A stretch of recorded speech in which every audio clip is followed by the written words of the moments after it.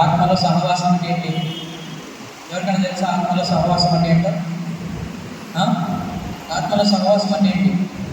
ఎవరైనా ఒక్కరు లేచి చెప్తారా? ఆత్మలో సహవాసం అంటే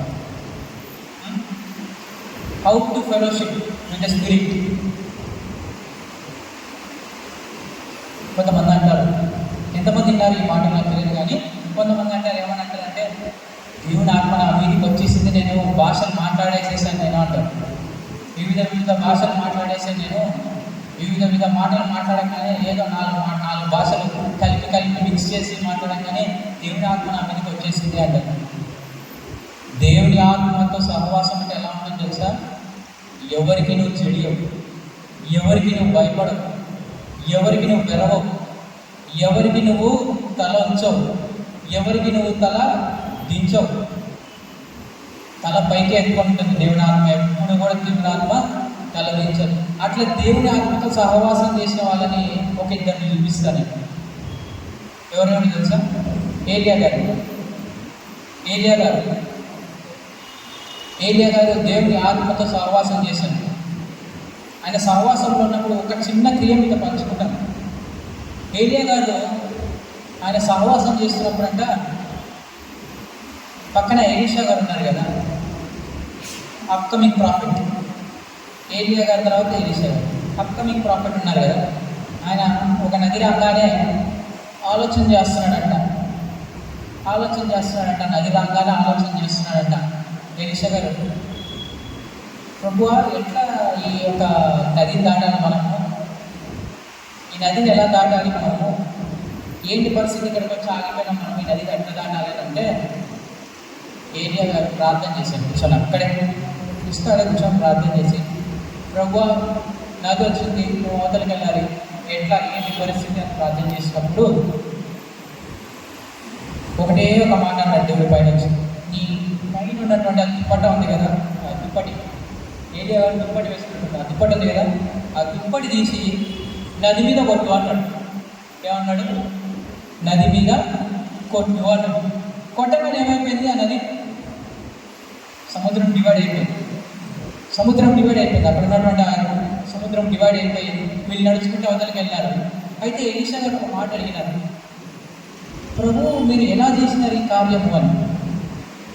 ఏలియా గారిని అడిగాడంట, ఎలా చేసినారు మీరు ఈ కార్యం అని అంటే ఒకటే ఒక మాట చెప్పినాడంట ఏలియా గారు. ఏమని చెప్పినారు?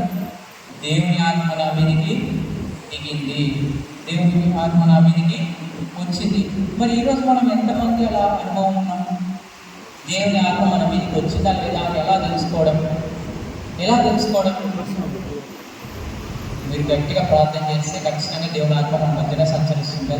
అది మన మధ్యలోనే తిరుగుతూ ఉంటుంది. మనం ఎక్కడొక్కడి గమనించండి. ఎప్పుడైనా కానీ మీరు ఎక్కడైనా బయటికి పోతున్నప్పుడు కానీ, లేదా ఏదైనా రోడ్స్ మీద పోతున్నప్పుడు కానీ, ఏదైనా చిన్న ప్రమాదం కూడా జరగకుండా నువ్వు వెళ్తున్నటువంటి పని నీకు సఫలమవుతుంది అంటే, నువ్వు వెళ్తున్నటువంటి ప్రతి కార్యము నీకు అన్ని అనుకూలపరుస్తుంటే దానికి కారణం ఏంటి తెలుసా? దేవుని ఆత్మ నడిపింపు నీతో ఉంది. నువ్వు ఎక్కడికి వెళ్తే ఆయన అక్కడ నీతో పాటు వస్తాడు. కీర్తనలకు వెళ్తాం 128 కీర్తన 7వ వచనంలో అంటాడు కదా, నీ రాకపోకలందు యెహోవా నిన్ను కాపాడును. నువ్వు ఎక్కడికి వెళ్ళినా కూడా దేవుడు నీతో పాటే వస్తుంటాడు. మనం మాత్రం దేవుడు నా సంగతి మర్చిపోదు. దేవుడు రావాల్సింది మనం ఎప్పటికీ, దేవుడు ఎప్పుడు మనం పోయేది ఎప్పుడంటే సండే, కరెక్ట్ ఆదివారం రాగానే అప్పుడు మనం ఆత్మవసరం అవుతాం, వేసుకుంటాం, రెడీ అవుతాం, మంచిగా వైట్ అండ్ వైట్ డ్రెస్ వేసుకుంటాం. కొంతమంది ఆత్మవసరం ఉంటారు, కొంతమంది వైట్ అండ్ వైట్ వేసుకుంటే ఆత్మ నా మీదకి దిగుతుందని చెప్పేసి కొంతమంది వైట్ అండ్ వైట్ వేసుకొని వచ్చేస్తారు, చర్చిలోకి వచ్చేస్తారు. ఇక ఒకసారి ఎందుకు ఎదుగుతారో అర్థం కాదు. చూసినప్పుడు అలా విచిత్రం అనిపిస్తుంది నాకు. దేవుని ఆత్మ అల్లర్లను సృష్టించదు, దేవుని ఆత్మ అల్లరిగా ప్రవర్తించదు. ఆయనకు మహిమను తెచ్చే విధంగా ప్రవర్తిస్తుంది, ఆయనను కీర్తింపజేసే విధంగా ప్రవర్తిస్తుంది, ఆయనను కొనియాడే విధంగా నేను ప్రవర్తింపజేస్తుంది. కానీ అల్లరి చేయడానికి, ఎగురులాడడానికి ఇదేం పప్పు కాదు, డ్యాన్స్ అంతకన్నా కాదు. మనం ఎక్కడెక్కడో డిస్కో డ్యాన్సులు ఎగిరేసి వస్తారు కదా, ఆ ఎదురు వచ్చినదంతా ఇక్కడ స్పెషలైజేషన్ చేస్తారనమాట అంతా. అంటే అంత స్టెప్పులు లేకపోయినా కూడా ఇక్కడ కొంచెం అక్కడ ఉన్న స్టెప్పులు కొన్ని మినిమల్ స్టెప్పులు వేసుకుంటారు, వైట్ అండ్ వైట్ వేసుకుంటారు. దేవుని ఆత్మ ఎప్పుడు కూడా అలా చేయలేదు. ఎంతసేపు కూడా దేవుని ఆత్మ నేను బలంగా వాడుకుంటుంది, బలంగా నీతో మాట్లాడింపజేస్తుంది, బలంగా నీ పట్ల కార్యం చేస్తుంది, నిన్ను కాపాడుతుంది, నిన్ను సంరక్షే అంత అల్లడల్లా ప్రవర్తించదు. ఇది జ్ఞాపకం ఉంచుకోండి ఎప్పుడైనా కానీ. ఆత్మల సహవాసం చాలా ఇంపార్టెంట్. ఎందుకు ఆత్మల సహవాసం ఇంపార్టెంట్ అంటున్నానంటే, అందరికి ఆ పిల్లర్ మీద ఒక వాక్యం రాస్తుంటుంది. ఏముంది? యోహాను సువార్త 4వ అధ్యాయం 24వ వచనం చూడండి ఒకసారి. యోహాను సువార్త 4వ అధ్యాయం 24వ వచనం ఒక మాట ఉంటుంది. దేవుడు ఆత్మ కనుక ఆయనను ఆత్మతోనూ సత్యముతోనూ ఆరాధించండి. మనం ఆరాధన చేయడానికి వస్తున్నాం, ఎగురులాడడానికి కాదు. వైట్ అండ్ వైట్ వేసుకుంటాం. ఎగురులాడితే ఆరాధన అన్నారు, దాన్ని ఏదో రాధన అంటారు, ఏదో రాధన అంటారు, దాన్ని ఆరాధన అన్నారు. గుర్తుపెట్టుకోవాలి. మనము మన అపీరెన్స్ ఒకసారి ప్రసంగి గ్రంథంలో ఒక మాట రాస్తాడు, 5వ అధ్యాయం 1వ వచనంలో రాస్తాడు. ఏమంటే రాస్తాడైనా, నీ మందిరంలో పోయినప్పుడల్లా నీ ప్రవర్తన అంతటినీ కూడా జాగ్రత్తగా చూసుకోవడము. నువ్వు మందిరానికి వస్తున్నావు అంటే నీ ప్రవర్తన చాలా జాగ్రత్తగా ఉండాలి. ఎందుకంటే ఈ మందిరము దేవుని ఆత్మ వశములో ఉంటుంది. దేవుడు ఇక్కడ ఉంటాడు, దేవుడు ఇక్కడ ఉంటాడు. ఎలా పడితే అలా అనడానికి వీల్లేదు, ఎలా పడితే అలా ఉండడానికి వీల్లేదు. గుర్తుపెట్టుకోవాలి, దేవుని ఆత్మ ఇక్కడ ఉందని గుర్తుపెట్టుకోవాలి. దేవుని ఆత్మ కలిగినటువంటి భయం మనకు ఉండాలి. ఏ విషయంలో కూడా మనల్ని భయపడకుండా చేస్తుంది, కానీ దేవుని దగ్గరకు వచ్చేదానికి మనము భయపడాలి. మనం భయపడాల్సిందని ఒకరికి ఈ సృష్టి మొత్తంలో దేవునికి ఇంకెవ్వరికి భయపడిన అవసరం లేదు, ఇంకెవ్వరికి భయపడిన అవసరం లేదు. అలా అని చెప్పి ఇప్పటి నుంచి అన్న చెప్పినాడు కదా ఎవరికి భయపడిన అవసరం లేదు అని చెప్పి పోయి తల్లిదండ్రుల దగ్గర పోయి ఆటలు ఆడకండి ప్లీజ్. దయచేసి తల్లిదండ్రుల దగ్గర మాత్రం కొంచెం భయం కలిగి ఉండండి.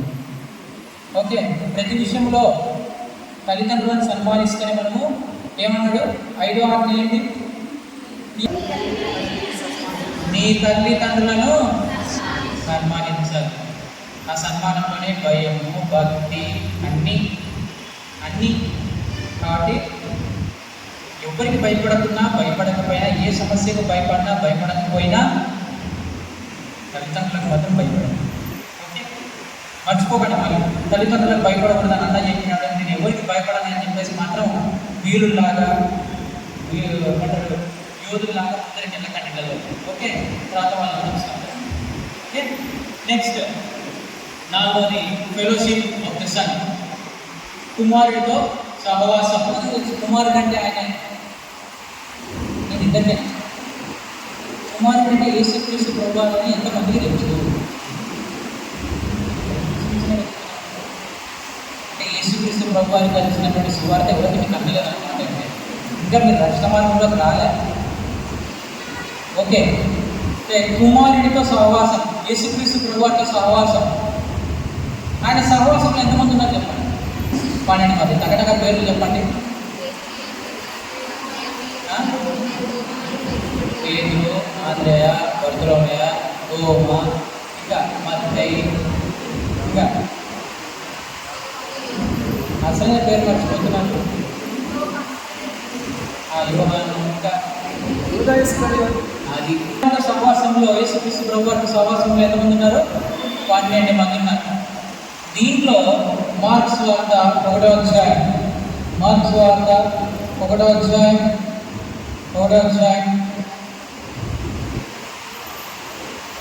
వచనం.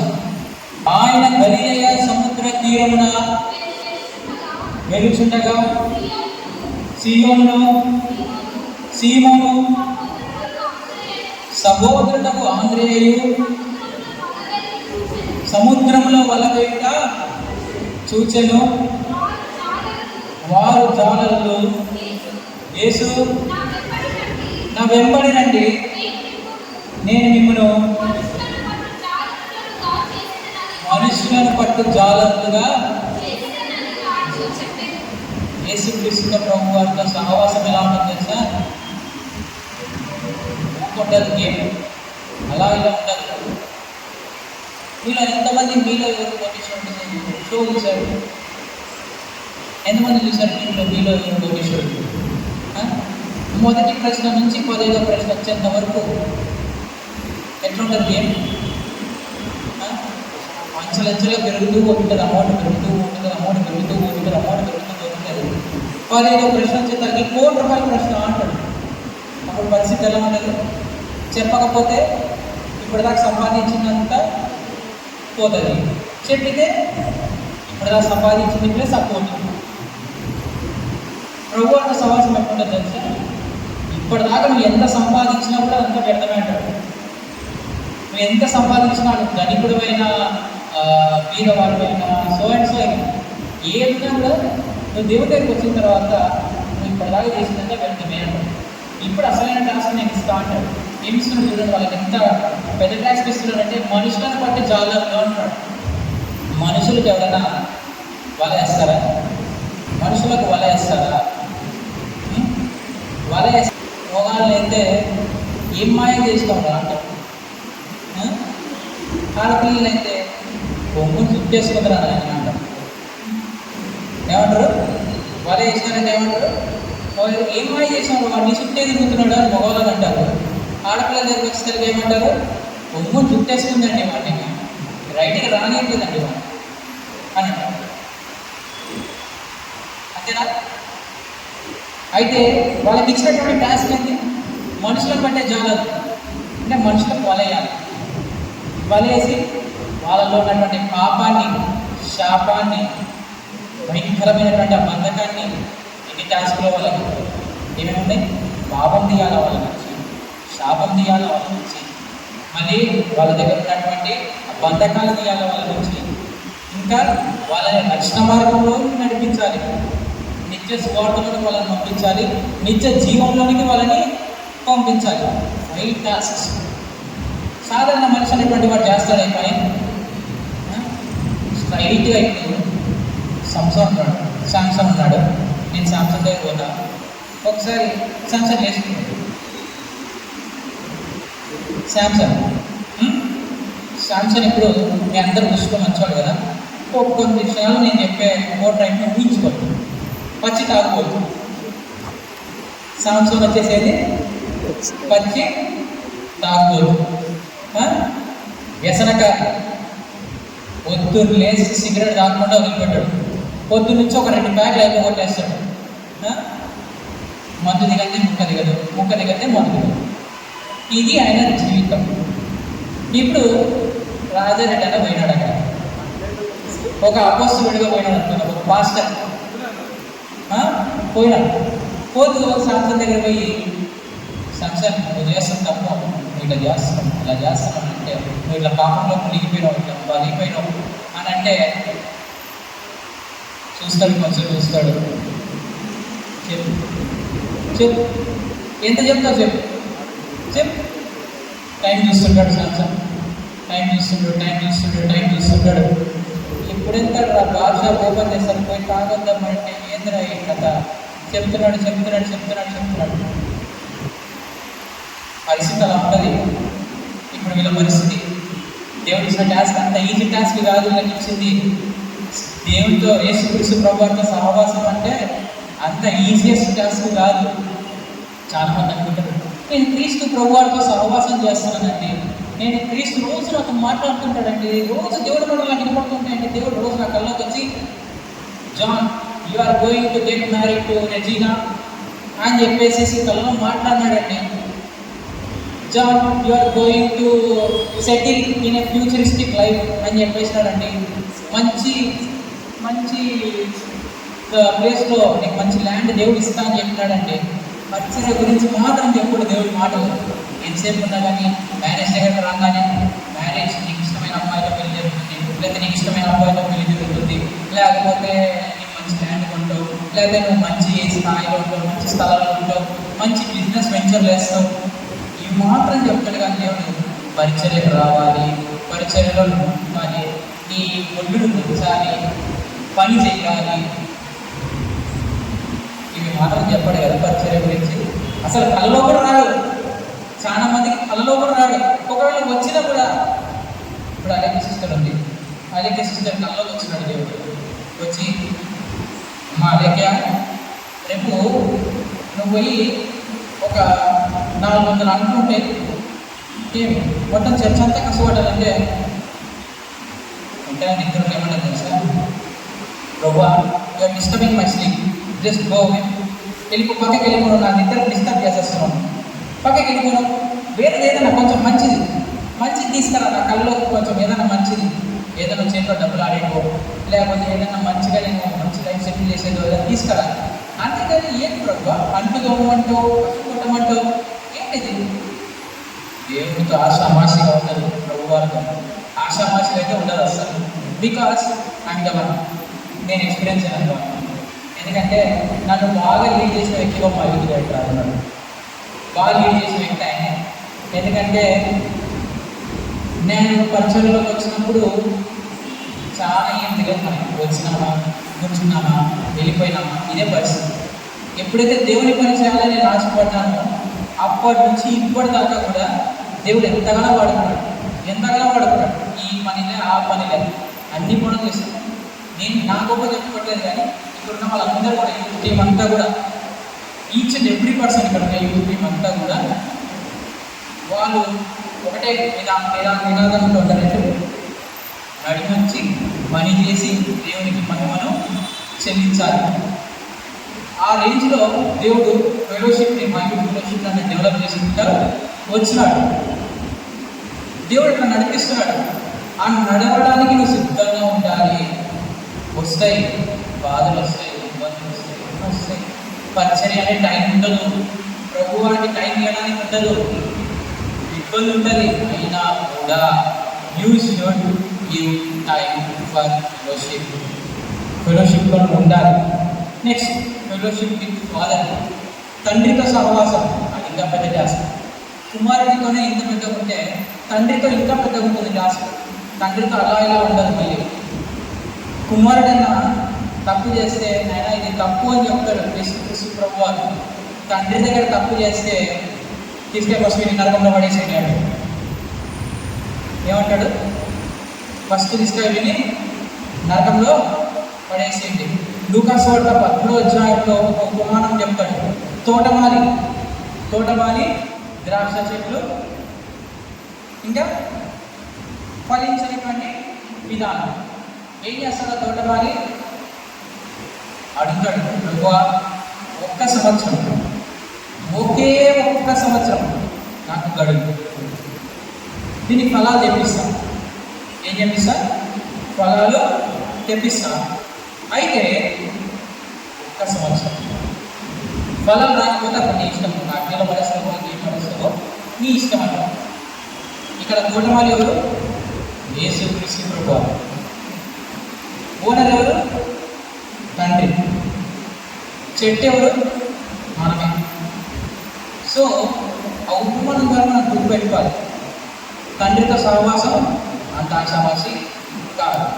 స్ట్రైట్ అంటే స్ట్రైట్. ఒక రకంగా చెప్పాలంటే తండ్రి ఎట్లాంటి వాడంటే ఒక మిలిటరీ మేజర్ లాగా.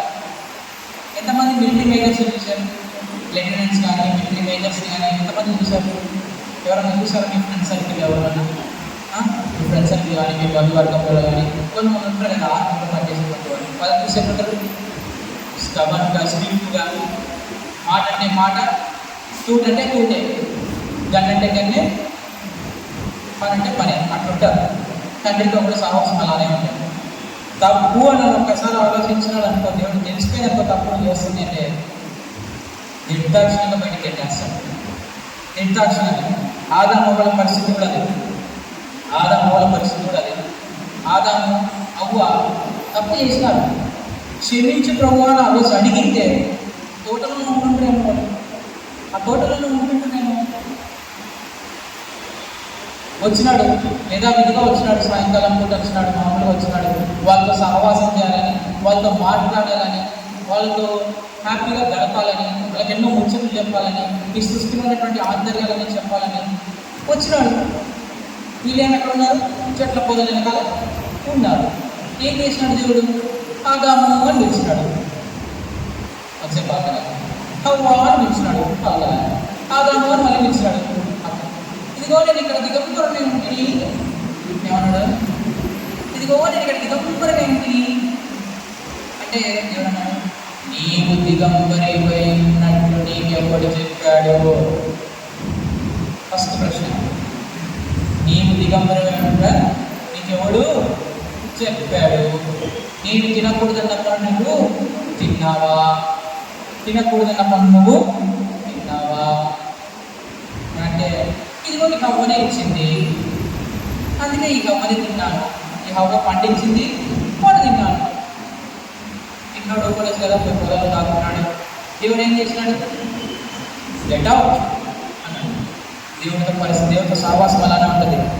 చాలా స్ట్రిక్ట్ ఉంటాడు దేవుడు. ప్రభువారు యేసుక్రీస్తు ప్రభువారు మన మధ్యలో ఉండి విజ్ఞాపన చేస్తున్నాడు, మన కోసం విజ్ఞాపన చేస్తాడు. అయ్యా ఒక సంవత్సరం, అయ్యా ఒక సంవత్సరం, అయ్యా ఒక సంవత్సరం, తండ్రి ఒక సంవత్సరం.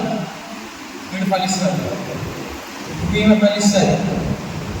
ఫలింపజేసే బాధ్యత నాది నాది అంటుంటే మనం మాత్రం ఫలాలు లేని వృక్షంగా మనం తిరుగుతూనే ఉంటాం. ఫలాలు లేని వృక్షంగా తిరుగుతూనే ఉంటాం. మన జీవిత శైలి అలానే పోతూ. ఆ సంవత్సరం అయిపోయిన తర్వాత దేవుడు కూడా అంటాడు, ప్రభువారు అంటారు, అంటే నీ ఇష్టం, నీ కుమారుడు ఇష్టం, నన్ను మాత్రం ఇంకా లాగుతుంది అని అంటాడు. ఆ పరిస్థితి రాకుండానంటే ఈరోజు నువ్వు రక్షణ పొందాలి. లాస్ట్ రెండు ఉన్నాయి, ముగించేస్తాను 10 నిమిషాలు. ఫెలోషిప్ ఆఫ్ ది సఫరింగ్స్, శ్రమలలో సహవాసం. ఫెలోషిప్ ఆఫ్ ది సఫరింగ్స్, శ్రమలలో సహవాసం. ఎంతమంది శ్రమ పడటానికి ఇష్టపడతాం? ఎంతమంది? సుమారుగా కాలు కూడా కింద పెట్టకుండా వాడుతున్నటువంటి వాళ్ళు, పెంచినటువంటి వాళ్ళు ఉంటారు. అయితే దేవుడికి మిమ్మల్ని అత్యంత సుకుమారంగా పెంచాలని ఇష్టం. కాకపోతే మిమ్మల్ని పెంచితే, అత్యంత సుకుమారంగా పెంచితే ఆయన తల మీద ఎక్కి మీరు డ్యాన్స్ చేస్తారు. ఆయన తల మీద ఎక్కి మీరు డ్యాన్స్ చేస్తారు. కాబట్టి దేవుడు ఫస్ట్ నడిపించేది ఎట్లా నడిపిస్తాడు తెలుసా? ముళ్ళకంచలో ముళ్ళ కంచలో నడిపిస్తాడు. ఫస్ట్ నీకు ఇచ్చేది ముళ్ళ కంచ. ముళ్ళులు పుచ్చుకోవాలి, ఆ ముళ్ళులకు దిగాలి, ఆ బాధను అనుభవించాలి, ఆ పెయిన్ యొక్క విలువ నీకు తెలియాలి. ఎందుకు ఆ మార్గంలో దేవుడు నడిపించడానికి నువ్వు తెలుసుకోవాలి. తెలుసుకున్న తర్వాత మంచి మార్గం నీకు ఆటోమేటిక్గా ఇస్తాడు. ఈడని కాదు, చాలామంది అక్కడికి డిసప్రేట్ అయిపోతారు. ఆ ముళ్ళ మార్గంలో నడిపించగలిగి చాలామంది డిసప్రేట్ అయిపోతారు. ఈ ప్రభుని నమ్ముకున్నాను, ఈ ప్రభుని నమ్ముకున్నా నేను అంతే. పక్కన నా సిస్టర్ అనుకుంటాను, ఈ ప్రభుని నేను నమ్ముకున్నాను, ఈ సిస్టర్ చెప్పింది ఈ ప్రభుని నేను నమ్ముకున్నాను. జీవితంలో ఎన్ని బాధలు నేను ఆడసులే. నా లైఫ్ ఈ ప్రభుని నమ్ముకున్నప్పుడే ఎంతో బాగుండే.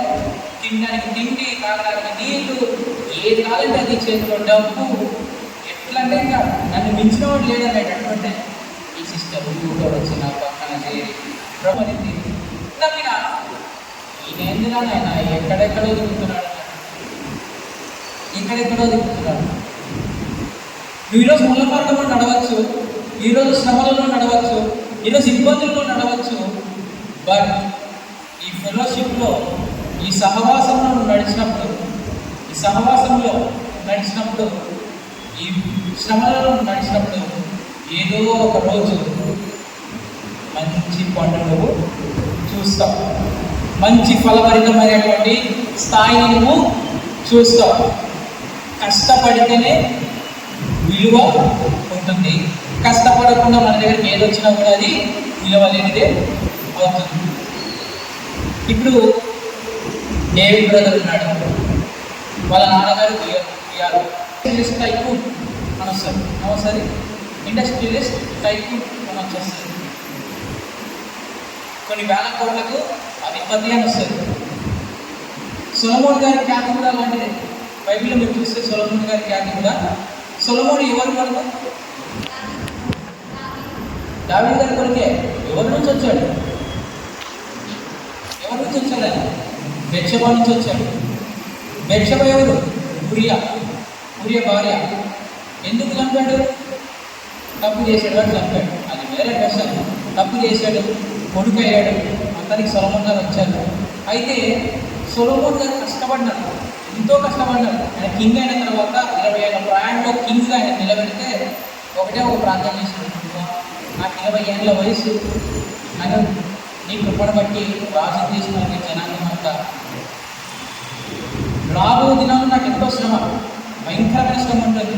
నాకు వాళ్ళకు న్యాయం చెప్పాలా, నన్ను నేను న్యాయం చేసుకోవాలా, వీళ్ళందరికీ న్యాయం చేసే జ్ఞానం నాకు అని అంటే, సరే సొలొమోను నీకు జ్ఞానమే కాదు కావాలని, జ్ఞానంతో పాటు నీకు ఐశ్వర్యం, ఘనత, పేరు, ప్రఖ్యాతి ఏముంటే అవన్నీ దేవుడు ఇచ్చినాడు.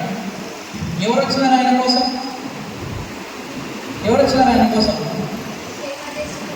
షేబాదేశపురాన్ని ఎక్కడ తెలుసా? ఆఫ్రికా ఖండంలో కాంగో అనేటువంటి దేశం. ఆ దేశం నుంచి ఇస్రాయల్ దేశానికి దగ్గర 1200 మైళ్ళు. అంత దూరము 2 నెలల పాటు నడుచుకుంటూ ఎందుకు వచ్చింది? ఆయన పేరు, ప్రఖ్యాతి, ఘనత, విలువ వీటన్నిటిని చూసి ఎలా వచ్చింది ఆయనకి? శ్రమపడ్డాడు, కష్టపడ్డాడు. ఇప్పుడు కూడా మనము సొలొమోన్ గారు కట్టినటువంటి మందిరం గురించి మాట్లాడుకుంటున్నాము అంటే దానికి కారణం ఏంటి? ఎంతో కష్టపడ్డాడు. ఆ మందిరం కట్టడానికి ఎంతో కష్టపడ్డాడు. మరి నేను కష్టపడుతున్నామా? కష్టపడకుండా ఫలితాలు అనుభవిస్తున్నాము. ఆలోచన చేసుకోవాలి. మనం ఫెలోషిప్లోకి వస్తున్నామని కాదు, ఫెలోషిప్కి వస్తున్నామని కాదు. ఫెలోషిప్లో ఏది జరిగినా కూడా, అది చిన్నదైనా పెద్దదైనా పని ఏదైనా కూడా మనము శ్రమపడాలి. దేవుని ఎందుకు శ్రమ పడితేనే నాకు మేలు అని ఎవరంటారు? దావీదు భక్తుడు అంటాడు. And lastly fellowship of the mystery. ముగించేస్తాను 5 minutes. Fellowship of the mystery, రహస్యపు సహవాసం. బాగానే చెప్పారన్నారు. గాస్పల్ అన్నారు, విశ్వాసం అన్నారు, ఆత్మ అన్నారు, కుమార్తె అన్నారు, తండ్రి అన్నారు, శ్రమ అన్నారు. ఇదేంటి రహస్యం? మేము చాలా చేసామన్నా, రహస్య సహవాసం చాలా చేసామన్నా. ఈ సహవాసం కాదు మనకు కావాల్సింది. రహస్య సహవాసం అంటే లూకాసు వార్తలో 6వ అధ్యాయంలో యేసుక్రీస్తు ప్రభువారు పెందలకాడ లేచి కొండ దగ్గరికి వెళ్ళి రహస్యంగా తన తండ్రికి ప్రార్థన చేస్తాడు. పెందలకాడ లేచి, అది రహస్య సహవాసం. ఎవరికి కూడా ఆ రహస్య సహవాసం అంటే నీకు తండ్రికి మధ్య ఉండాలి. Your fellowship is to be between father and son. నీ ఫెలోషిప్ వాళ్ళిద్దరితో ఉండాలి. ఎప్పుడు ఉండాలి? ఉదయం పెందలకాడ లేచి మోకాలుని నీ హృదయాన్ని కుమ్మరించినప్పుడు దేవుడు నీ జీవితంలో అద్భుతంగా చేస్తాడు. ఆ అద్భుతమైన సహవాసం నువ్వు కలిగి ఉండాలి. ఆ అద్భుతమైన సహవాసం నువ్వు కలిగి ఉండకపోతే నువ్వు ఎంత మోకాలు వేసినా, ఎంత ప్రార్థన చేసినా, ఏం చేసినా కార్యాలు జరగవు. సో గమనించుకోండి, రహస్య సహవాసం అంటే తెలియకుండా చేసేది కాదు, తెలుసుకొని చేసేది. తెలియకుండా చేసేది రహస్య పాపాలు. రహస్య పాపాలు అవి మనకు తండ్రి ముఖంలో కనబడతాయి. ఎప్పుడు ఈ రహస్య సహవాసం మనం చేసినప్పుడు, మన రహస్య పాపాలకు పట్టబోయేది అంటే రహస్యంగా సహవాసం చేసినప్పుడు, తలుపులు వేసుకొని దేవునితో ఏకాంతంగా ఏక దృష్టి కలిగి మనం ఎప్పుడైతే స్తుతి ఆరాధన చేసి దేవుని మనము జ్ఞాపకం చేసుకుంటామో, దేవుడు మనతో మాట్లాడాలని మనం ఎప్పుడైతే ఆశిస్తామో, ఆ రోజు, ఆ దినం, ఆ సమయము దేవుడు ఖచ్చితంగా నీతో నాతో మాట్లాడతాడు. నీకు కావాల్సిన మేళ్ళనైనా కుమ్మరిస్తాడు. లాస్ట్ అండ్ ఫైనల్ వర్డ్ కీర్తనల గ్రంథము 20వ సంకీర్తన 4వ వచనం. కీర్తనల గ్రంథము 20వ సంకీర్తన 4వ వచనం. నీ కోరిక యావత్తు సఫలపరిచి దాన్ని సిద్ధింపజేసి దాన్ని నెరవేరుస్తాడు. ఎప్పుడు చేస్తాడు ఆ పని? చెప్పాలి, ఎప్పుడు చేస్తాడు? నీవు రహస్యంగా దేవుడితో సహవాసం చేసినప్పుడు. ఇవన్నీ సహవాసాలు ఓకే. సువార్తల సహవాసం ఓకే, అది యవనస్తుల సహవాసంగా కలిసిపోతుంది. విశ్వాసుల సహవాసం, ఇక్కడ విశ్వాసం ఉంటారు, ఇక్కడ సరిపోతుంది. ఆత్మల సహవాసం, అది నీ ఒంటరితనంలో ఉన్నప్పుడు భయపడకుండా సహవాసం చేయాలి. కుమారుడితో సహవాసం ప్రయత్నించాలి. తండ్రితో సహవాసం ఆశామాషేదం కాదు. శ్రమలలో సహవాసం, ప్రతి పని నువ్వు ఒకసారి సహవాసంలో జాయిన్ అయ్యాక వచ్చామా పోయామా అని ఉండకూడదు.